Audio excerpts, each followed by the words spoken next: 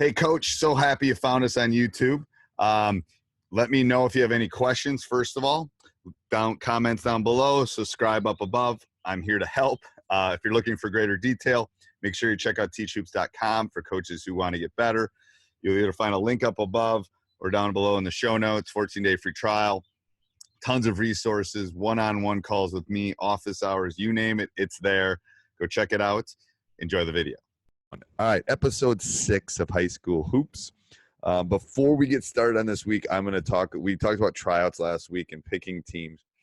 I wanted to talk to you, and I said we were going to do it in the next episode, about after you make your cuts, dealing with parents, because that's one of the big issues we talked about on teachhoops.com is upset parents. So for coaches out there that are making cuts or having to do it from larger schools, I think a good rule of thumb is I've expanded it to the 48-hour rule. It used to be the 24-hour rule. So I tell the kids before tryouts that, here's what's going to happen. Here's how tryouts are going to work. Here's how I'm going to talk to you about whether you make the team or don't make the team. And then after I make the cuts, there is like I said, in the old days, it was 24 hours, but now I'm old. It's 48 hours that I will not talk to you or your parents for 48 hours. After that, we can have a conversation, as many conversations as you want about picking the team and tryouts, but we're going to wait for that 48 hours. And I think that's really important. I think it's important for me to process. It's important for the parents to process. I think it's important for the kid to process. It has taken care of a lot of the issues. And then when we do have that meeting, if we do, and we've had a handful of them, I make the kid come and I make my assistant coaches come because they were there at the meeting too. Just so we're making sure we're having, because sometimes the parents need to vent. I get that, but sometimes kids need closure, and we just want to make sure what was said in the room with me and my assistants is reiterated, and that what the kid's telling the parent and what the parent's hearing from the kid, we're all on the same page, because I think that communication aspect is lost. Is that how'd you do your tryouts? Well, for me, it was never about cuts. I've never had to cut a kid in 5 years of coaching in a small high school. It was really about the aftermath, Right. About it would be 2 to 3 weeks into the season and the juniors, seniors not playing a lot, and he decides to quit because he's not happy with his playing time, and right. The parents angry about that. It was never about cutting, it right. was really about the aftermath of it. Everybody thinks when they join the team that they're going to get lots of minutes, and I think it's really important to over communicate. We always talk about on Teach Hoops and Coach Unplugged, we do things is over communicating. I think you got to be honest with players, early on, right away when you start your roster, where you see them. Because you're going to have some guys, I brought up some sophomores years past, even a freshman, that are playing a lot more than a senior, and they just think that they're going to play because they're a senior. Yeah. And it's always been that way. And that's a huge thing. And then you start to lose numbers, and you lose those role players, and it just starts to de-escalate for coaches in smaller communities. So I think for a future episode, this will be a tease for people. I think we should, because I have a whole thing about how we do roles and stuff. So I think maybe we do that mid-November, mid-December, about how we kind of effectively communicate roles, because I do them throughout the season. So I think let's put that in our long-term memory, even though you and I are getting older, and we'll do one on all of roles. Yeah. Right. And the big thing is that high schools look completely different for where everybody is. It's not going to be the same for everybody. Yeah. And so it's going to look different. And and the politics and the parenting and everything is a little bit different. So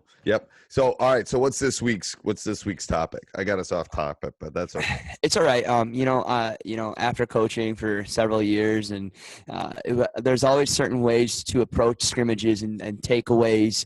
As a veteran coach, and from my experience to your experience, I think it'd be really great to talk about how we look at scrimmages, what we've done in the past, things that have worked, what we look at to see that we can help our teams grow after the scrimmage, and the best things that we can do as we attempt that time that we get to have with our players during that time they're playing.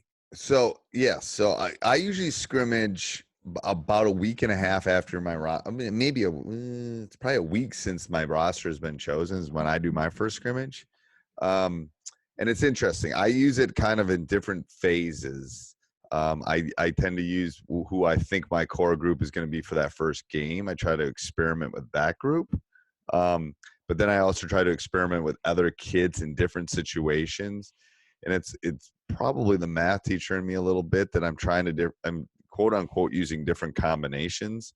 So it's a probability term, but I'm using different variations of kids to see how they mesh in a Yeah, in a quote unquote game like situation. It's not the same as a game. no, The officials aren't the same as a game. Parents aren't heated as a for game. sure.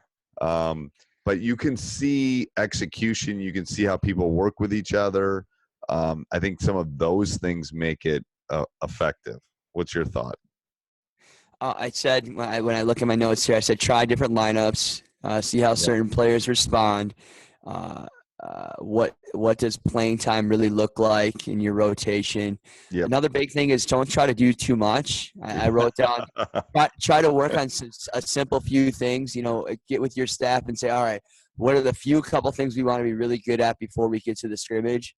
Right. I think you could build on that. If you try to throw too much at the kids early in the season, in the scrimmage, you treat it like a game, you're not going to. So maybe you just want to be able to run your offense and play good man-to-man defense by your first scrimmage. Yep. Yep. It's like you can't let the scrimmage dictate your lesson plan or your practice plan. You can't. It's like you have to say, okay, and this is where it's really important. And you and I have talked about that spreadsheet I kind of did, but you got to kind of map out the year. And it's hard, trust me, because you want to adjust, but it's like, what do I need in for the first game? Because what you have in for the first game or the first scrimmage is not what you're going to use in January. It's like things adjust. So I think it's really important. You can even go to Office Max or something, Office Depot or whatever, and get one of those big calendar things if you want, and start ripping off things and put them in. But you just got to kind of map out where, here's where I need to get this in. And because to be honest with you, everyone that's listening to this probably knows who they're playing and probably knows what their opponents are kind of going to do. So it's like, oh God, this team's a press team. We better have our press break in before we play this opponent.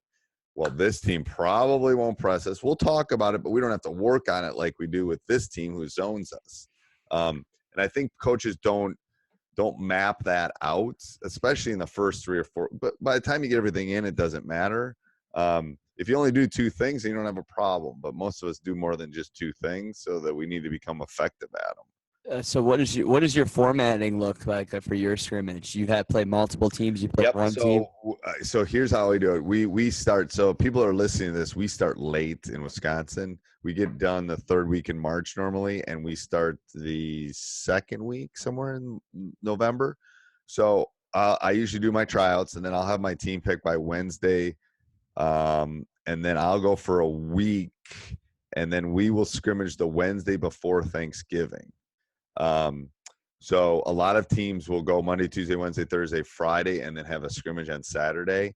We're not ready because I've been doing tryouts. I've been trying to figure out my team. I haven't been working on stuff. So we're not ready for a scrimmage that quick. So that's why we do it. And we don't have school on that Wednesday before Thanksgiving. It's a day off for us because of parent-teacher conferences. So it's a perfect day. It is literally one of the worst practices of the year. For the young coaches, is usually the Friday before winter break and the Wednesday before Thanksgiving tend to be our 2 worst. And then you could probably throw in final exam time for us. But those 3 times tend to be the worst practices of the year. And I'm old and I don't want my blood pressure to rise anymore. So I know I will get them focused on a scrimmage the Wednesday before Thanksgiving. I know that I will get them, we do something else before winter break.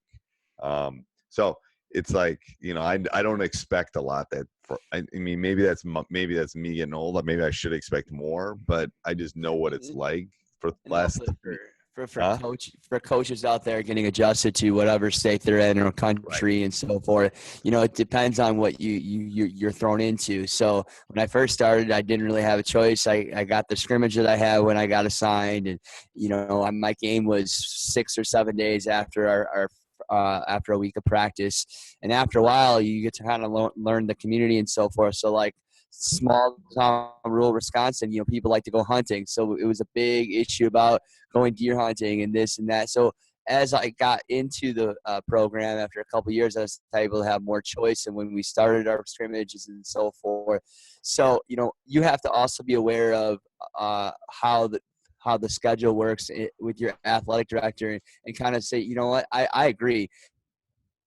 After 2 years, I was able to postpone my first game until after Thanksgiving, which was huge, and I was able to do like a Tuesday or Wednesday before Thanksgiving to do my scrimmage or go somewhere else and do that. And it made life so much easier because it is really hard to do 7 days and then be able to have a game. It's just almost impossible. Oh, it's impossible. Yeah, it really is. So what else? Anything else for scrimmages? What else do you have in your notes? It depends on what you want to do. The one thing I've have had some success with younger teams is I try to simulate what a game would be like before a game. There will be times, whether it's one of the games, if you're only having one game, or the second game, is how does the locker room look like, and try to make some situations in those games very game-like, because it will eliminate some of the stress as the first game goes on. In the game, I think there's some benefit to that. If you can take some moments within your scrimmage time to make it very game-like, treat your timeouts like you normally would treat your timeouts in a game. Maybe get to the locker room, talk about some of those different protocols of how you do things. I think if you can get able to teach some of those things in that time, I think it's really beneficial for a team, because that first game it hits, there's a lot that's going through those young players' minds. So, getting the warm-up down a little bit and how we stretch, and if you need something, all those things, if you can be able to manage some of that stuff during your scrimmage time, I think that's really huge too. I do too. And I think, yeah, that's why we go on the road, because I want to do the whole bus thing. I want because I can practice the home routine easier than I can practice the road routine. So that's why we go on a bus. So they figure out how the bus works, where you kind of sit, how it kind of works. So I think that's why I agree. You want to get a routine down that they kind of know, that makes it easier for everybody. I agree. Anything else, Coach, on scrimmages? And I think it's really important to have a wide variety of teams that you play. You don't want to go out and play a really easy team, and you don't want to play a really hard team. But there are benefits to playing harder teams. I talked about this with other coaches, and it doesn't matter what sports you coach, you play better teams, you're able to see how the good teams expose you, and you can see your weaknesses a lot better. Right. And you can really, really grow from that. Right. And so I think it's important to play some pretty good competition, and you got to but you don't want to go out and get blown out by 30 points by every team.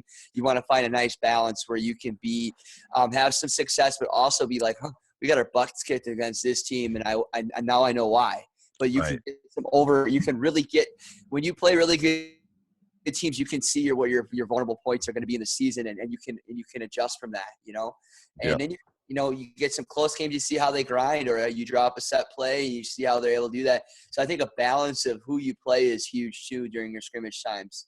Yeah, I think style of play is really important too. Like, if everyone in your league is running up and down the court, don't go get a scrimmage with someone that's going to grind you. You want to make sure that you get the right type of team in there, which is harder sometimes. But, I think data is important, and I think style of play is really important. Absolutely. Yeah. All right. So sounds great. Anything else, Coach? Nope. Sounds great. I think we did a good job. All right. Next week. See you next week. Bye. Later. Bye-bye. Hey, Coach, I hope you enjoyed that. If you're looking for more resources just like that, check out teachhoops.com for coaches who want to get better. If you're looking for a mentor, if you're looking for solutions to your problems, check it out up above. 14-day free trial.